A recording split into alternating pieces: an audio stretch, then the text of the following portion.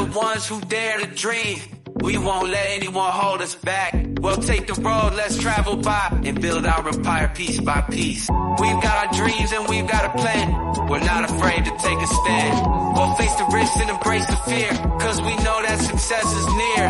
There will be times when we'll fall down, but we'll get up and turn it around. We're entrepreneurs, we're not afraid to lose. We'll keep moving forward, we got nothing to prove. Well, welcome to another episode of the Entrepreneur's Journey. I am your host, Joseph Jaffe. In my other life and my other hat that I wear, I'm decidedly not famous. I'm still not famous, but I'm proud to be a professional EOS implementer with EOS Worldwide. And today we have the visionary of the company, Mark O'Donnell. He will be on the show shortly. But before I bring him on, every single episode and every time I'm doing a show now, I share my why statement because it helps ground me. It helps give me the direction that I need. It's something that I've been able to plug into what we call at EOS a VTO, my personal VTO, my professional VTO, which is a vision traction organizer. As a teacher, facilitator, and coach, I help high aspiring entrepreneurs, owners, and their leadership teams get unstuck, return to growth, and become forever changed.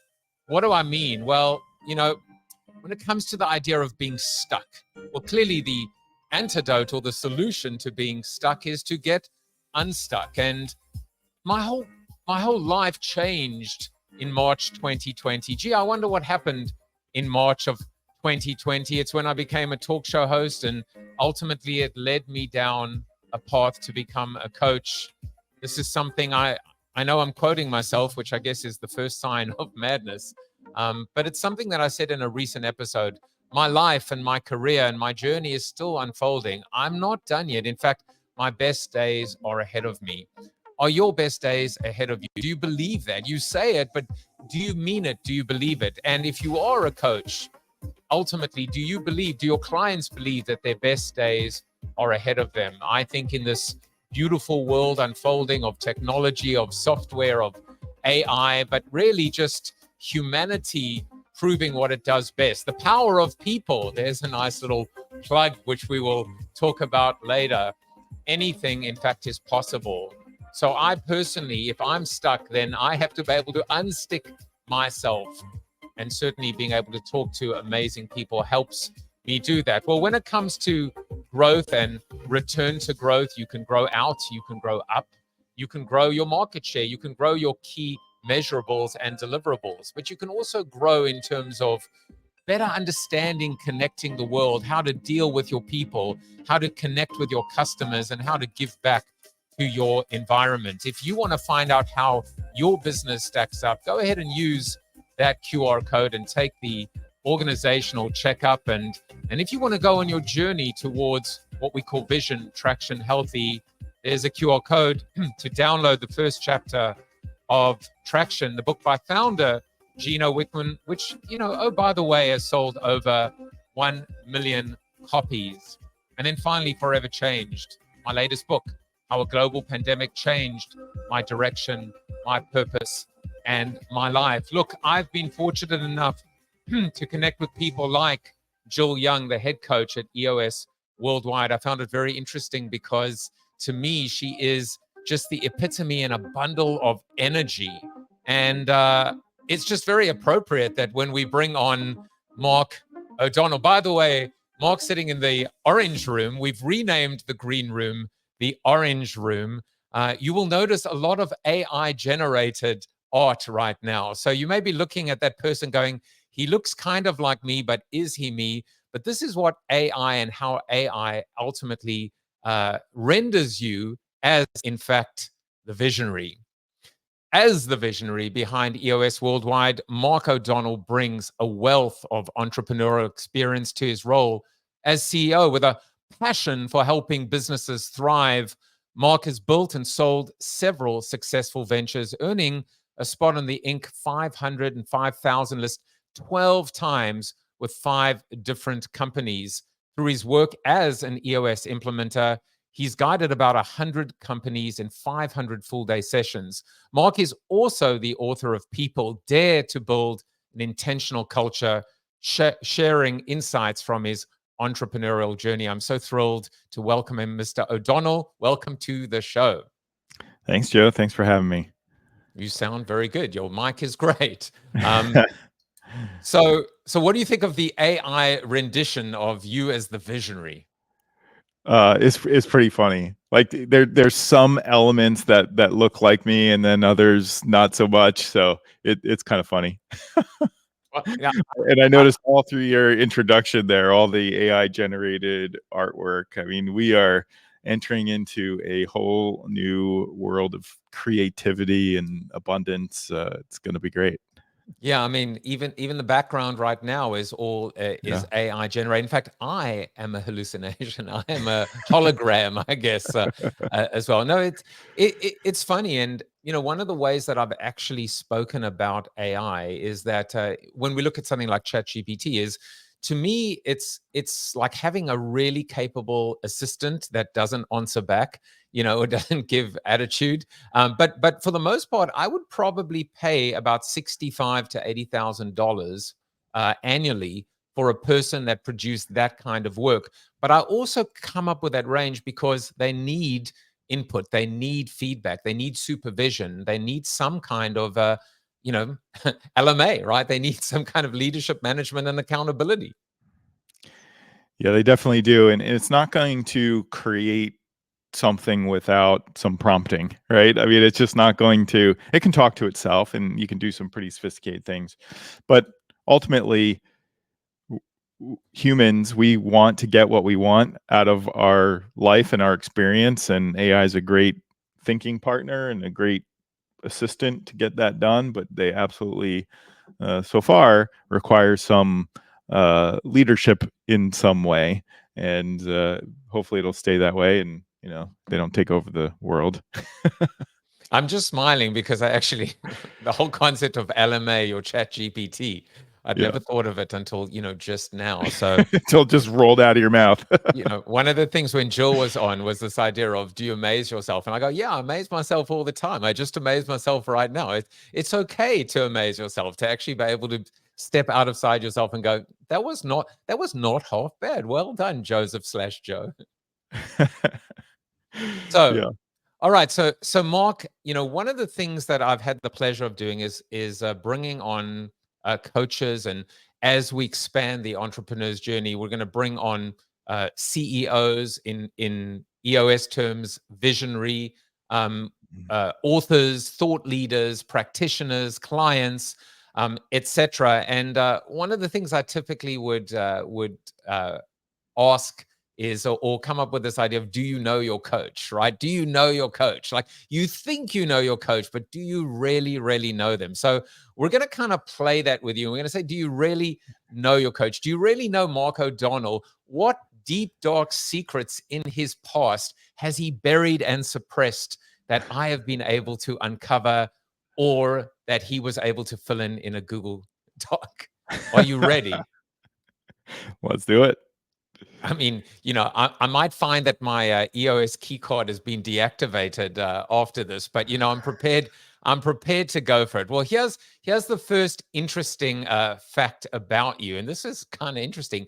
You come from a family of circus performers, so that is funny. There is the trapeze artist. Tell us a little bit about this, Mark. Yeah, sure. So my dad's family, they are historically circus performers. So they started out in Australia, and they were part of the Cole Brothers Circus, and they eventually moved up. They were sort of come one, come all boxers. They were high wire acts. They were jugglers and just general entertainers. And eventually they then became part of the Ringling Brothers and Barnum and Bailey Circus.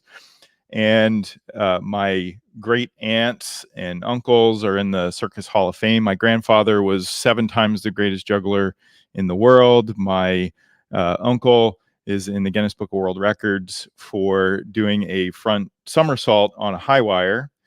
He was the first person ever recorded to do that. And so they all were just sort of circus performers. So my family reunions when I was a kid were quite entertaining. Contortionists, a great aunt laying on her stomach and shooting a bow and arrow with her feet. All kinds of just wild things. And they had, one of the interesting things is that my great uncle was, he had a very infamous fan, and their act was Matador, very Spanish themed, because they were half Irish and half Aborigine. And so they pretended to be Spanish because that seemed like a good way to go around. And my great uncle had Reich Pass all throughout World War II, and he was Hitler's favorite performer. And here he was, half Aborigine, half Irish. He wouldn't have approved. Oh my, like, I don't even know where to go from that point on, except to say I've now cued the applause button. So I'm going to make sure that you get your affirmation and your validation now that I know that you need the crowd. Mark, with all of these, the reason why I do these is not only do I get to know the person, my guest, but I also am a huge believer in the whole David Brooks eulogy virtues combined with resume virtues.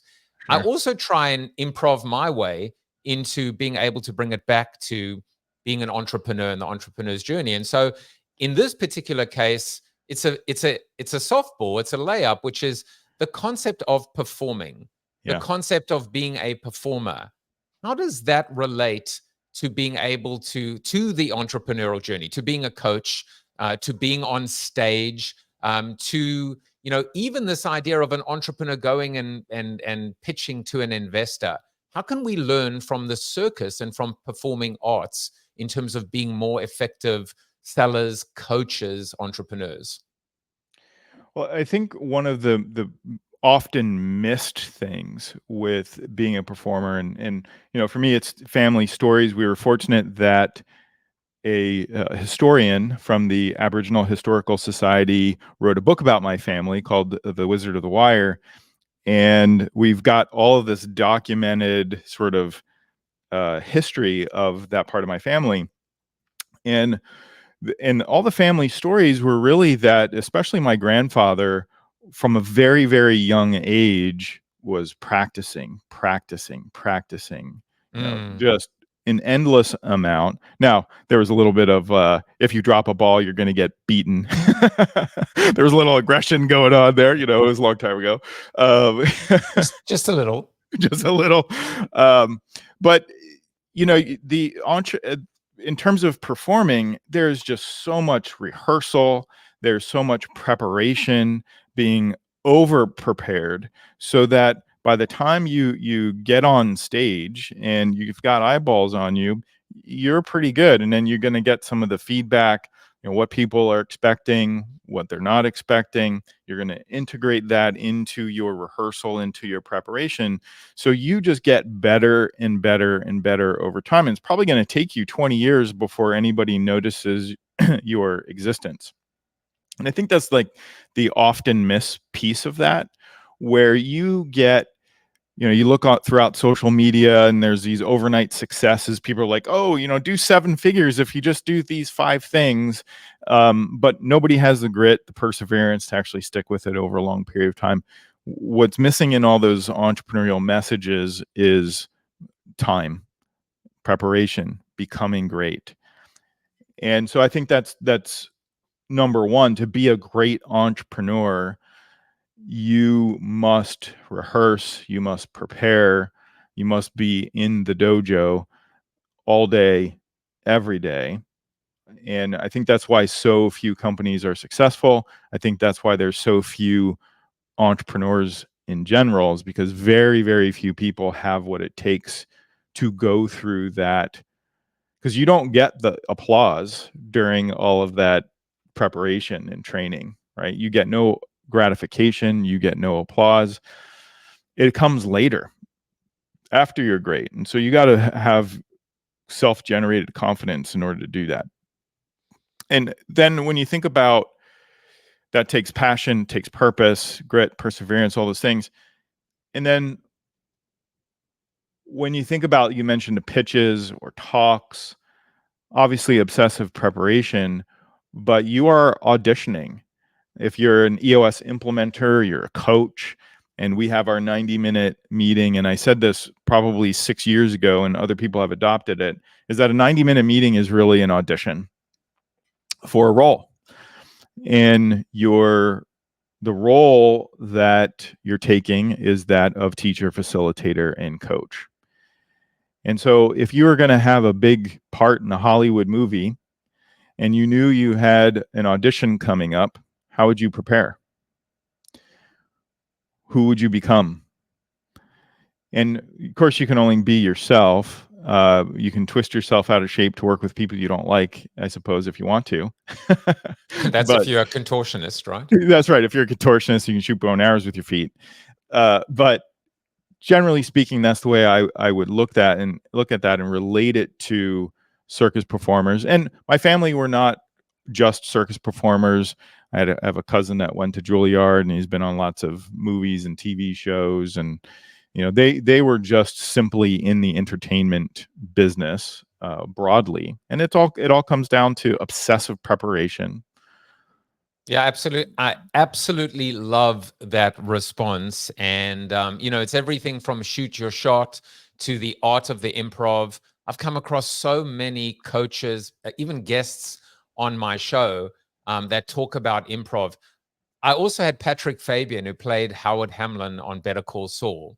And I'll never forget the soundbite, Mark. He said, "My job is to audition." That's his job. The job is not to act. His job is to audition. Everything else that comes afterwards is the byproduct or the output or the outcome. It really, really stuck with me. And I just, I love the fact, the world is a stage, and we are actors to a degree. I mean, again, we are the protagonist, the antagonist. We are the hero and the villain of our own stories. Yeah. And we have to switch those roles as necessary to move the story along. And of course, that story is whatever that client wants to get from their business, whatever goals that they have. And so sometimes you need to play different roles, teacher, facilitator, coach, as necessary. And you need to be prepared to switch and transition and weave in and out of those three major roles as necessary, as what you're seeing and experiencing in a room with a team of people with their own stuff going on. I'm changing my why statement as a teacher, facilitator, coach, contortionist, and improv artist. All right, so here's your second fun fact, and I had to think quite laterally, because you shared that you've had more than three plastic surgeries. You think it's 5, but you lost count. So I had to think to myself, is this man in fact the bearded lady? To use a little bit of connecting the dots here. Who is he really? And more importantly, who is he hiding from? So I kind of tried to look into the witness protection program, trying to think of who your alter ego was. And the best I could come up with was Tony Soprano's sidekick. So this is you as, I guess, a member of the mob, Mark, and this is you in the, I don't know, you're going to have to tell me the real story. Yeah. So I have done everything in my life, hard, aggressively, and a little bit out of control. My Colby profile is 2-2-10-3, so I'm a 10 quick start, and so I sort of jump in and then figure it out. Jump out of the plane and find a chute as I'm falling. But so when I was about 15, I was delivering newspapers. I had multiple paper routes. That was my kind of first business among many when I was a kid, and I was sprinting. So I could sprint. I was fairly fast. And I was sprinting down the sidewalk, and the day before, there was a sign usually hanging over top of the sidewalk, and it was lit up, and I always had to run around it every day. So every day I had to run around the sign, but that day the sign was gone. So I kept running as fast as I could because I was racing my brother who's on the other side of the street. And they took the sign down, but they left a 1-inch steel rod spanning the sidewalk. And it hit me right between the eyes, and I cracked my skull. My nose was about an inch from my left ear, and I spent 2 weeks in the hospital with obviously severe head trauma, and I ended up having those plastic surgeries for them to slowly move my nose back to the mostly in the middle of my face. I stopped having surgery because I was just tired of it. I was like, I don't want to do this anymore. I was a kid, I just wanted to go out and play football or something. So it has nothing to do with the mob. You're it has saying nothing on the to do with record, the mob. It has everything to do with running fast in the early morning when it was still dark and some negligence on a company. I'm a 3385, and I haven't met yet someone who is a 10. I actually think you're the first person that I've met that is a 10 in terms of quick start. So there's a few of us. we are definitely kindred spirits in terms of the fire ready aim. But it's interesting because there are many opposite people, what are known as fact finders and follow throughs. Mm-hmm. And as you said, different entrepreneurs. Some entrepreneurs are left brain, some are right brain, and everyone has a different approach. How do you find ultimately the perfect connection between a coach and ultimately a visionary? Is it kind of like in terms of visionary to, in terms of quick start to fact finder, or, there is no necessarily set path or best practice? Yeah, I don't think there is like one perfect Colby to be an EOS implementer or business coach or anything like that. But I think you would leverage those strengths to your client experience, and it also dictates who your ideal client is as an EOS implementer or business coach. So for me, it's going to be high growth companies who want to just drive forward.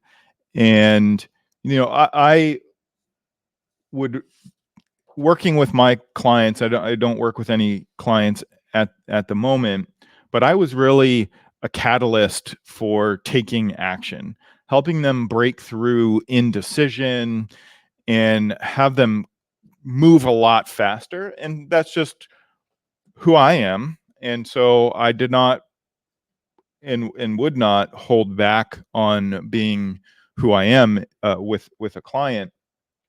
Now, I would get frustrated if I had a really high fact-finding team and they're IDSing, they're working on an issue, and it's like they cannot make a decision to save their life. I would have to dial that 10 quick start back and, go suffer somewhere else because I was just like, I cannot take this. You were so slow. It's like watching paint dry. I can't do this.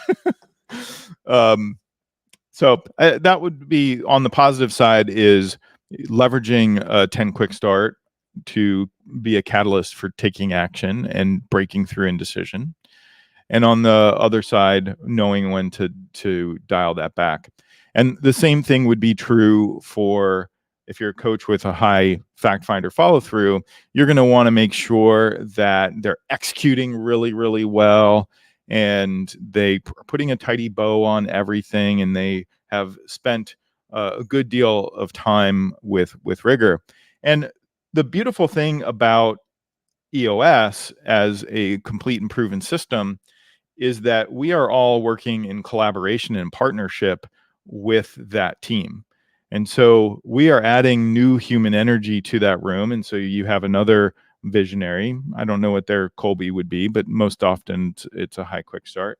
But then you have the integrator and you have the different human energy around the team. And so you're adding your energy to that. And so it changes the team dynamic. And if you can recognize that, you can effectively guide that team towards what it is that they want collectively. And I think it's just a matter of self-awareness on what your energy is bringing, and being really self-aware when you're excited, when you're ticked off or frustrated, and managing that as you are working through a session day with a client. I think you might be perhaps alluding to the importance of people, and this is just a little plug for Thank the you. fact that I believe it's May 28th, you will be back with your partners in crime, Yeah. CJ Dubé and Kelly Knight, and I will be interviewing all three of you on my other show, Joseph Jaffe is Not Famous, as we talk about your new book. And by the way, if you are watching and you want to make sure that you subscribe and even watch it live, that QR code will take you to my other channel. So I'm excited to talk to you and CJ and Kelly about that. And so that's coming up in just a few weeks. But Awesome. I look but forward to Mark, it. you said something very interesting there about energy. I know we're going to get into flow state as well, but to me, it's a very interesting insight that when the coach inserts themselves, or quite frankly, any new member of a team, any new member of a leadership team, the whole dynamic changes. The whole dynamic changes. And I guess that's why it's just so important to be not just on brand or on strategy, but in this case, on value, on core values, and be able to make sure that you have the right people in the room where it happens, or as we say, the right people in the right seats. Mm-hmm. Yeah, absolutely. When new member to the team, any dynamic change in a team is you're going to solve issues differently. Everything will matter. Your decisions will be slightly different, maybe better, maybe worse. So it just takes some time, some focus and attention to really understand where people's heads are. And so that's all about being open and honest and transparent, saying what is in the room. If you're feeling it, chances are someone else is feeling it too. And meeting a client where they are, and just come out of that day 1% better. If we could do that, that's a win. And give them the thinking structures for a little bit of increased self-awareness, a little bit deeper, more rigorous thinking and frameworks for getting more done faster. And that's really an endless conversation, right? Like the human dynamics that enter a room and how it changes. Mark, I find you very calm and very grounded and cerebral in terms of thinking, but also it seems like you have the ability to slow things down, to step back, to zoom out, and be able to come with perspective, as opposed to maybe the anti-Mark, someone who's thinking at a million miles per minute, and there are all these competitive thoughts and all the noise and just the conflict inside. First of all, is that an accurate way to describe you? And if not, how do you get rid of those noises? How do you slow things down? How do you create calm and quiet in this often sea of just noise, this cacophony of confusion and conflict? I've been told so many times that, wow, you are just a calming force. Like we know something's going on, but it's really just easygoing, calm, relaxed. And I would say that's generally true, but that comes from, honestly, the way I grew up. Talking about the circus, that wasn't the only circus going on. I moved probably 40 times. I've lost count, just like I lost count of surgeries. I lost count of how many times I moved growing up. My dad, who's also an EOS implementer, started out in the Air Force, so that caused some moving. He was a project engineer, so that caused some moving.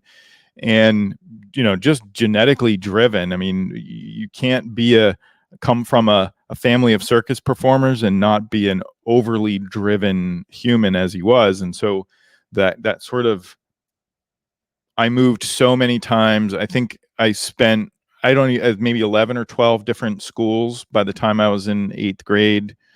I've never really spent, it was like half a year was probably pretty good for me at one point in time. So I grew up in a world that was extraordinarily fluid, new friends, new places all over the world. And then going into my entrepreneurial journey, as most will experience, is that there's high highs and high lows. And I was sort of hardwired before even starting that company, where I didn't experience the high highs and the low lows like others did. Because for me, it was like, yep, it's going to change. The low lows are going to get better. The high highs are not as good as you think they would, or maybe they are. And so my employees used to joke with me like, man, you never get excited about anything. I'm like, well, I am excited, but I don't smoke opium. And so, they'd have some big deal that they were really excited about. We've got this big, huge proposal coming in. I'd be like, cool. Like, wait a minute. This is amazing. I'm like, it'll be amazing when the check has cleared the bank and it's there. Until then, let's just move on and keep pushing forward. So I would just say that my life has been a training ground of that. It started probably when I was 6 or younger, move, different. And so I experienced the world in understanding that I can really only control my expectations, and that's it. And everything else is completely and utterly out of my control. There's so much luck that goes into everything. And so I just really work on being overly prepared, as we talked about earlier. So I read all the books, I take all the classes, I probably spend at least $150,000 a year in my own personal development every year. And so that when you get smacked in the face with the inevitable change, you're at least somewhat prepared for it. So that sort of just creates a little bit of a calming, like, it's okay, we'll deal with it. Hopefully that's helpful. You literally were smacked in your face. I literally was smacked in my face, yes. And as they say, the joke is, of course, someone who's had maybe too much plastic surgery, they'd be like, I'll have to use the camera, which is, this is me sad, this is me happy. but you did allude to the third fun fact, which is the fact that you actually, this is kind of crazy, you never went to high school. I mean, basically, and yet you are the alumnus of 4 universities.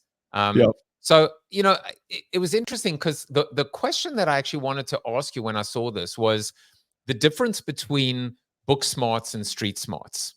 I'll actually never forget the very first episode, the very first series of The Apprentice as a reality show was the 2 teams were book smarts and street smarts. And I personally, I always wanted to be a street smarts person, but I was more academic. I definitely was more book smarts. And I almost took it as a disadvantage, kind of, the nerd versus the jock, so to speak. What has your experience been in terms of, the theory, right, and the frameworks as opposed to practical application and execution? Because obviously I know that with EOS, when we look at this proven system and these tools, that it isn't just hocus pocus and mumbo jumbo and theory and academia. They're absolutely proven practical tools, as we say, that have been around for 100 years and will be around in 1,000 years' time. Mm-hmm. Well, I think so. Just to kind of give a little bit of the background for that weird statement of I never went to high school, but I'm an alumnus of 4 universities, which is true, by the way. I never went to high school. I was homeschooled from 9th to 12th grade, and I use homeschooled very loosely because, open and honest, my mom was depressed most of the time. And so we'd start out the year where she would actually teach things. And then the rest of the time we were on our own, my brother and my sister and I.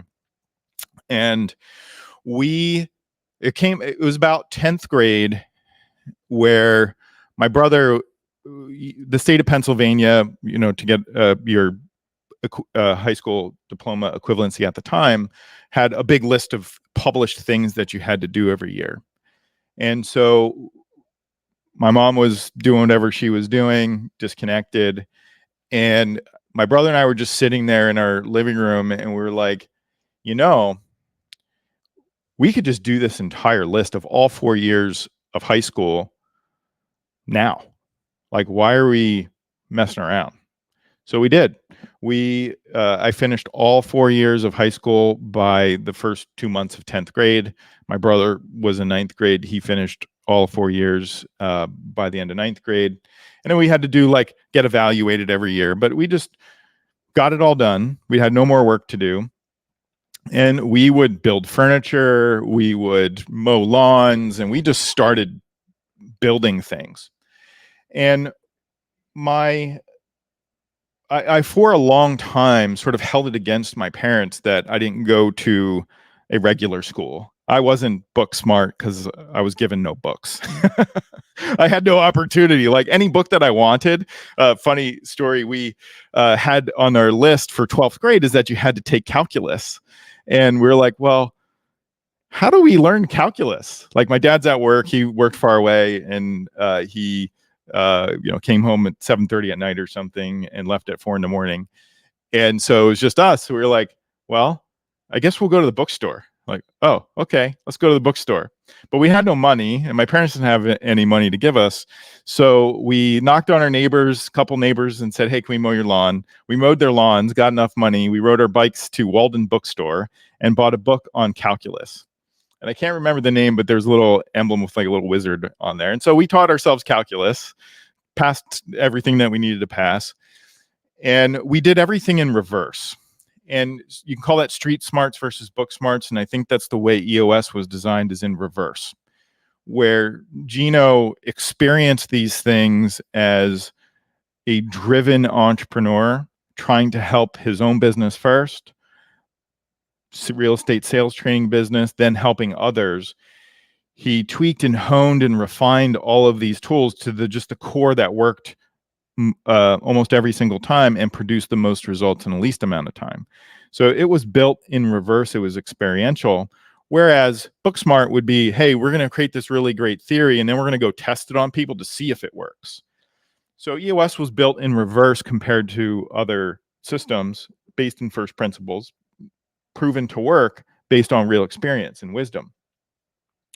So for me, when I did go to 4 universities, it was in reverse. I went to school for electrical engineering because my dad worked in pharma. I wanted to get a job there, and I was helping him since I was 12. And so I already had the knowledge and the experience to actually do what needed to get done, but I didn't have the piece of paper necessary. So I went and got the electrical engineering degree to kind of validate what I already knew how to do. So I did it in reverse. Then fast forward, I worked at Johnson & Johnson, big pharma company, for quite a few years. Decided to go on my entrepreneurial journey, started the company, and I went to business school because I was already doing it, and I just had to learn. I wanted to learn, what am I missing? What am I not getting? Is there anything special about what can be learned in university? And so I got another bachelor's degree in business then at that point. And the only thing I really learned was cash flow, which I already knew. It was like, okay, yep, got it. I've been waiting by the mailbox for those checks for a long time. Cash flow good, cash flow positive, good. Even better. Yep. That's pretty much most of what I learned. And there might be a couple other things in between, maybe little accounting practices that I didn't quite get or understand. So I was just doing everything in reverse. I got a master's degree in finance because I just wanted to be able to understand it a little bit better.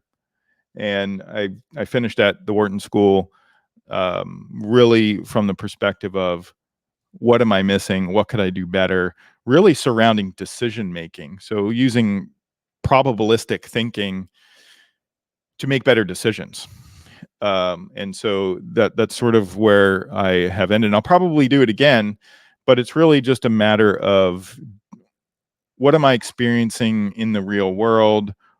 What can I learn? Who can I learn from? Who's the best in the world to learn that thing from? And then I go knock on their door. And sometimes it turns out to be a degree. Sometimes not. Sometimes they set the dog on you. But, yeah, right. I'm just curious and like saying like, okay, well, how do we make a better decision here? How do we do this thing that I'm already doing a little bit better, right? So all going back to that preparation. How do you become great? How do you become a better performer? How does that audition go a little bit better? How do I get an audition for a bigger, better role than I had before, whether it's from building it myself from an entrepreneurial perspective or stepping into a role like I am now that already exists. I'm going to give you the air horn. Oh no, that's applause. But I'm going to give you the air horn now. I'm processing what you said. The fact that EOS was built in reverse. Yeah. The fact that book smarts is forward, street smarts, if you will, is backwards. There's that quote about life is lived forward, but kind of learned or something backwards or understood backwards. It's very profound. It really, really is profound for me. There's actually a tool that we learned at one of our quarterly get-togethers called a QCE, called the Get What You Want tool. And I'm thinking of that now, that it can either be planned or it can either be developed or implemented forward or backwards. And I just think it's a great way to think about it. There's so much of what you said, Mark, that connected with me. This idea that your past informs your future, but also the essence of what we call, unique ability, Dan Sullivan's unique ability, that we have to embrace that. That's why I'm doing this, because I realize I can run, I can move towards, but ultimately this is who I am. And the more I can embrace that, the more I can be true to myself, I can live my purpose, and it can make me into not maybe, it doesn't have to be the best coach, but certainly the most unique coach, or at least the coach that is the most, I feel like I can be the most true to myself. And that's what I took away from this idea. Plus, necessity is the mother of invention. I mean, you and your siblings, you just like, I don't know, let's just figure it out. That's right. Sounds like you were an entrepreneur at a very young age. Indeed. That's what I'm trying to say. Yeah. Now, Mark, a couple of things in the time we have left. EOS is making a lot of interesting moves. Talk about, this is, what does Drucker say? That there are only two roles for an organization. Everything else is a cost. One is marketing, and I'm a marketer, and the other one is innovation.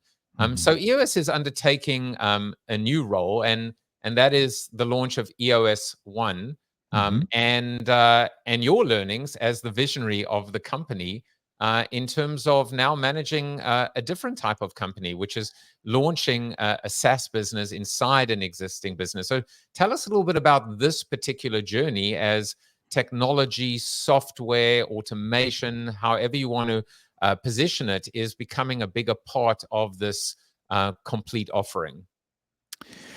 It really is. And speaking of doing things in reverse, I mean, whose idea would it be to build a SaaS company on top of a pen and paper 20-year-old business and think that that would be a fun idea or not one wrought with difficulty?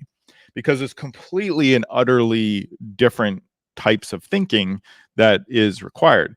EOS historically, Kelly Knight, my integrator, is the first full-time employee at EOS Worldwide. I think I was employee number 12, just to give you an idea, in 2020. So we were made up primarily of contractors, EOS implementers, any leader in the business also had a full-time implementer business and gave a couple days a year to the organization, which is quite extraordinary if you think about it. But what it is that we did prior to the beginnings of our transformation to becoming a tech-enabled training company is that we created events. So we did QCE. At the time, we ended up buying the EOS conference in 2018. But prior to that, it was an events business where you just have implementers come in once a quarter, feed them lunch, teach them something from an implementer to implementer. We shipped out leadership team manuals all over the world, and that's it.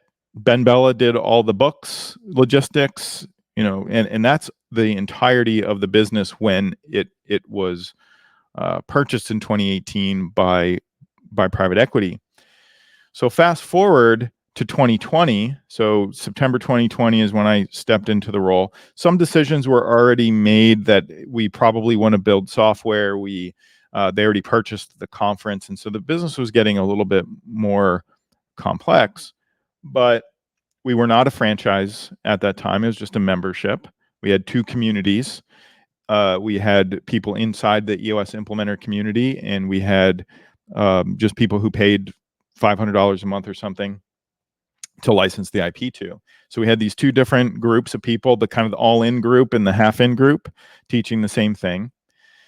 And that was the business. Very slow, very simple, and it's just really not complex at all. Highly profitable, but not a business that could really scale much further than it was. So we did 2 things. There was a catalyst to become a franchise that we weren't expecting, but we became very comfortable with the fact that we would need to do that.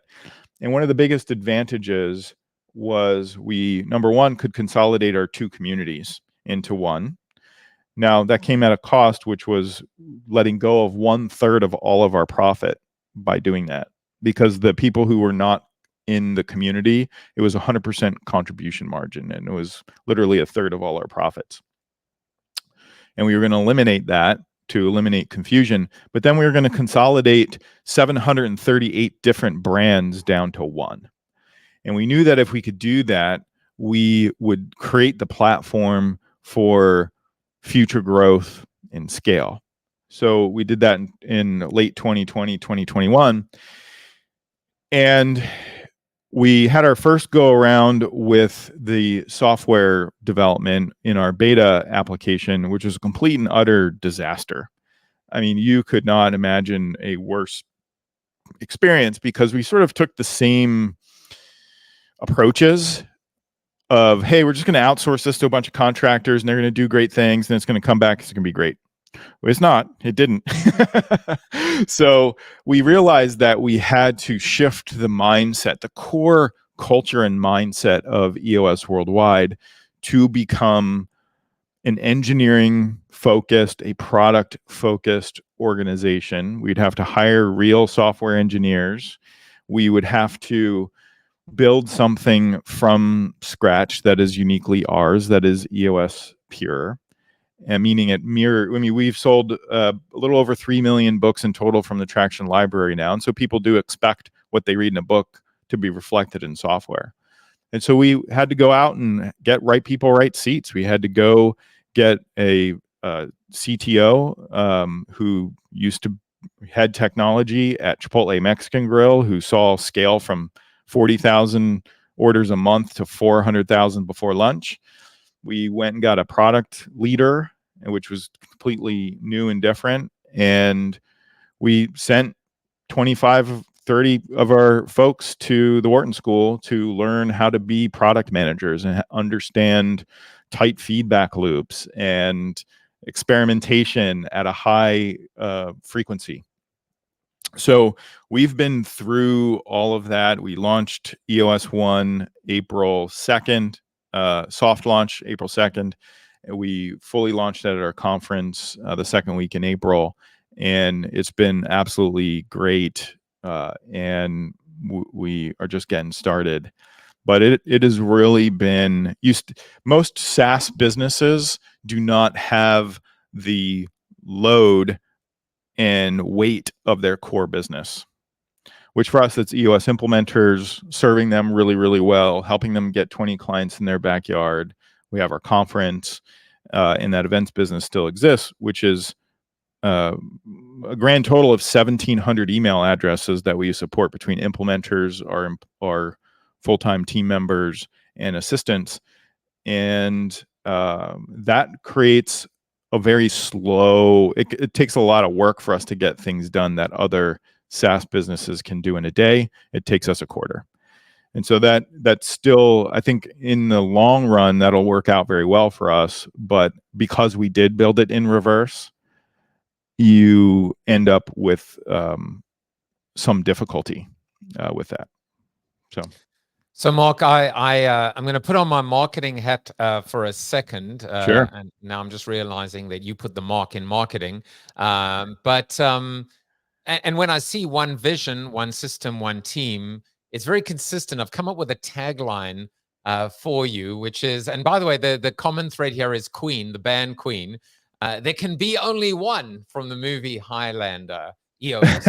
Nice. Yeah. But EOS One is the website. But I'm thinking now of, One Vision of Queen's song, which I think was in the opening credits to Flash Gordon. So you have Flash, you have Highlander. There can be only one. So there you go. Mark, there are three things I still want to talk to you about. I want to talk to you a little bit about flow. But I'm just going to ask you one question, which is, one of the constant battles for the entrepreneur is this, there's that myth or that saying, which is if I knew then what I know now, I wouldn't have done it. So I wouldn't have got involved. So no doubt there are plenty. I'm not asking you, I'm not putting you on the spot to say, is that true? But the lessons, the learnings, the things you could have done differently, everything that led you to this moment and today, what's one learning that's come out of this? Besides, by the way, I'm already connecting the dots, the power of people, right? Eating your own dog food, putting an accountability chart together, and ultimately making sure that the right people are in the right seats. Yeah.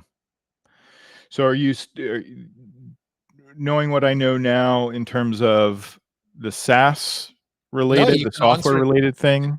You can answer it any way you want in terms of software, in terms of, for me, what's more interesting is this evolution of the story, right? The new insight for me today, and by the way, Aaron Markham is watching on LinkedIn and says, "Love the honesty, Mark, about EOS One. Oh, I remember the pain in 2021 as an EOSI, but you and the team owned it. It's often not the issues that drive our customers; it's how we respond to them. You all responded amazingly well. Great live stream, my friend." He's clearly talking to me. No, of course, yes. But Mark, for me, it's just this idea, this new insight of building it in reverse, and kind of like now, it's almost like now looking back, where are you on the journey? Where, in terms of this beautiful story that's unfolding? Well, I think in terms of EOS Worldwide, we have a mission, our core focus, and our core target. Our core target is to help 1 million companies run on EOS. Well, then tying that back to our core focus, our purpose is to help entrepreneurs and really help people live their EOS life, to do what they love with people they love, make a huge difference, be compensated appropriately, and have time to pursue other passions. We want that for those 1 million companies who are running on EOS. We want it not only for the visionary, but for the integrator, the leadership team. The average company size in our EOS universe is 46. So we want 46 out of 46 people to be scoring themselves very highly on their EOS life. And we think that we can do that through EOS mastery. I'm not sure if you're an NFL fan or not, but I had the opportunity to be on the field during a Patriots game. They won the Super Bowl that year, and I noticed Bill Belichick coaching two backup linemen on the foot position that they're just got to go 45 degrees, and he was coaching them. They need to hit 45 degrees on their first step every time, over and over again.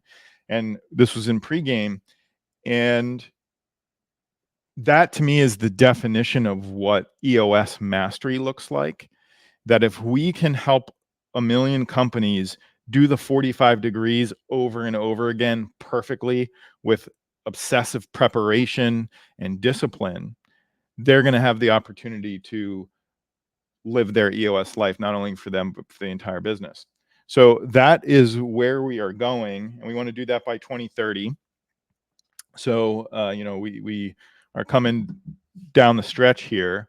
We think that technology has a big part to play. We have what we call the three legs of the stool. We want to write great books, make them easily digestible, make them simple, immediately impactful to a business. Someone can just walk into a local bookstore and do that. We want to attract, recruit EOS implementers, the best of the best, help them get 20 clients in their backyard. That'll just drive that top tier to the highest level. We see such a huge difference between companies running on EOS with an implementer and those trying to self-implement. We see that through the organizational checkup data. I mean, it's a step change different at the leadership team. When they're working with an implementer, they are living a better life, they're running a better business, and they're growing faster. Now, if they're self-implementing, they're doing better than the comparative of not having a system, but they're not as good as they could be. So we want to help those implementers. And then the web platform technology does rule our lives in pretty much every way. And so we want to make sure that we are building EOS One to be what I call the third tab, which is, we use Google Workspace here at EOS. And so you have your email, you have your calendar. We want that third tab to be EOS One, where that's the only place you need to go to get work done in that disciplined 45-degree way. And if we can do that, those three legs of the stool will just come together, and we'll hit that million companies by 2030 or sooner. And so that's the plan. That's the mission right now. We did build it backwards. We are building it backwards from setting that million companies and saying, what needs to be true from that point forward. And so I think we're just getting started, and it's going to be a lot of fun.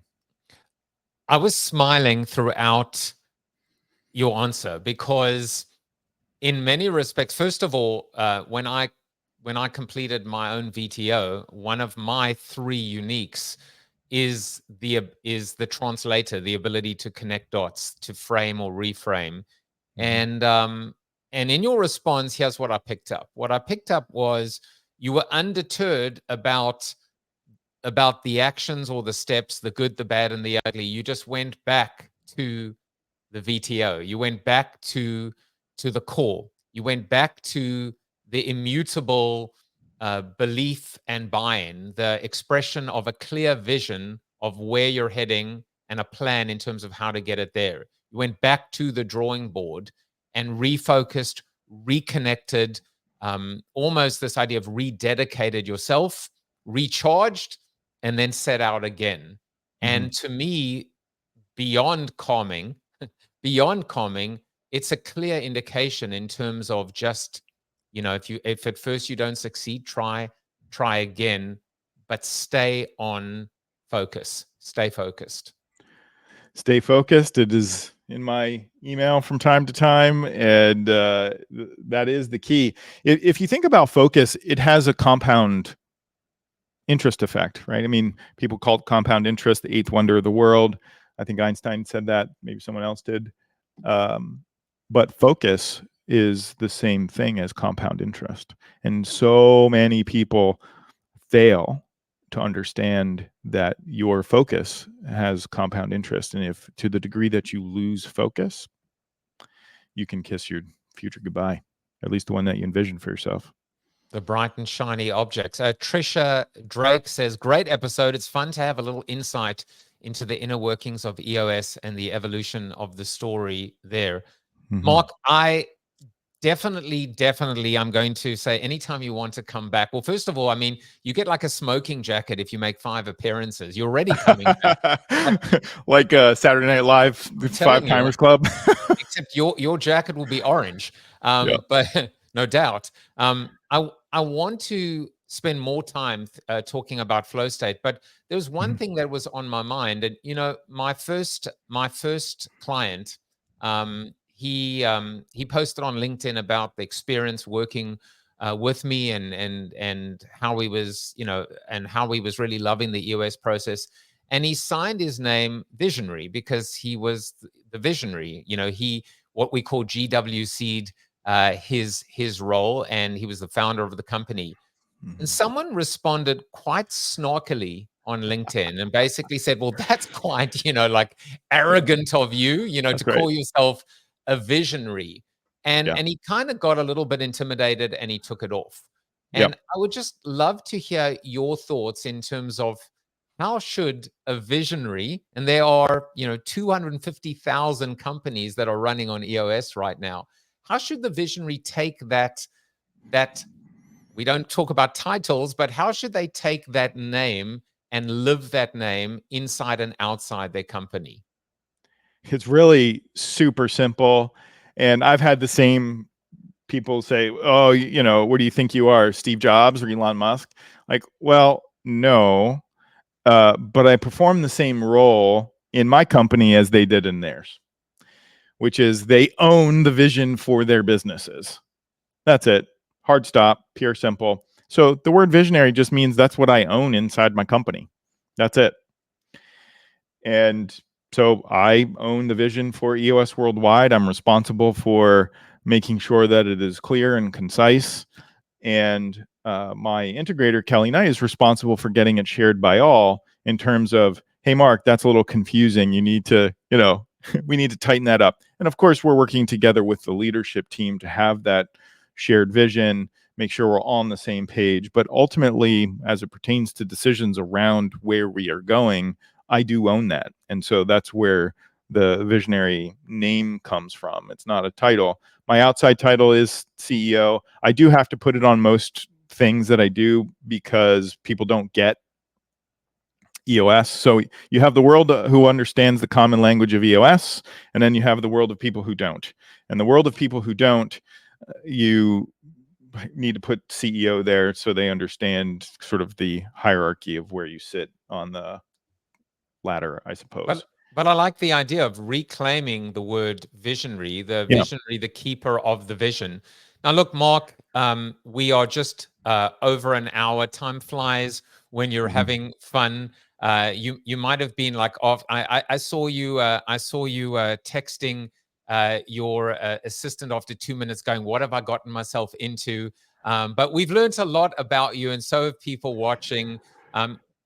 My feeling is you might be Steve Jobs right now with all the plastic surgery. So I could I'm be. gonna He didn't die. He yeah. now looks like me. No. I'm going to call you either Elon O'Donnell or Mark O'Jobs.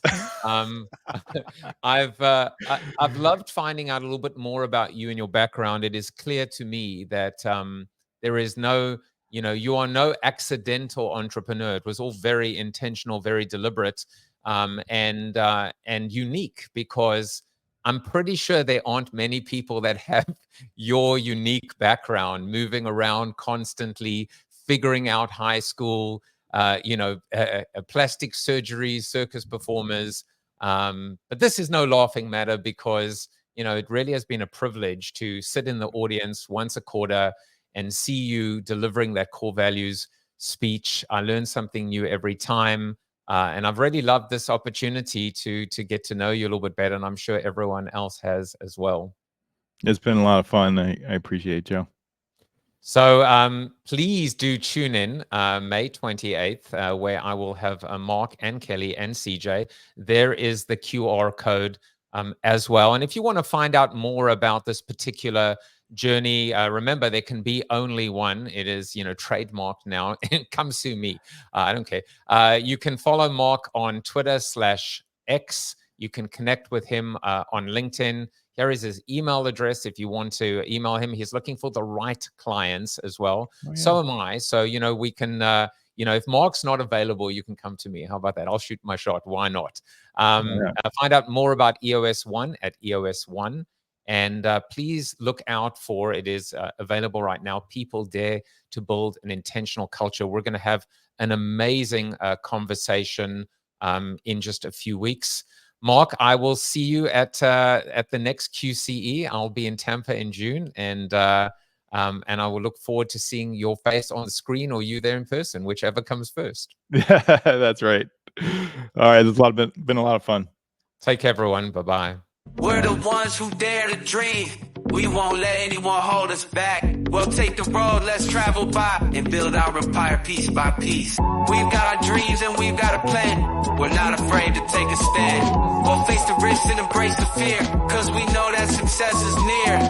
There will be times when we'll fall down, but we'll get up and turn it around. We're entrepreneurs, we're not afraid to lose. We'll keep moving forward, we got nothing to prove.